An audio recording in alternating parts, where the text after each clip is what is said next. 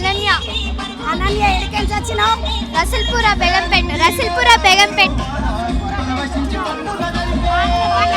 బాగున్నా. లడ్డు వచ్చింది మా లడ్డు నా లెక్కనే. లడ్డు ఏ క్లాస్? 6th class. నీ పేరు? వైష్ణవి. బతుకమ్మ ఆడినరా? మంచిగా ఆడినరా? అందరూ ఆడినరా? మేము పిల్లలం ఆడుకుంటాం. గరిమల్లా బతుకుల్లా గన్నేరు పోయి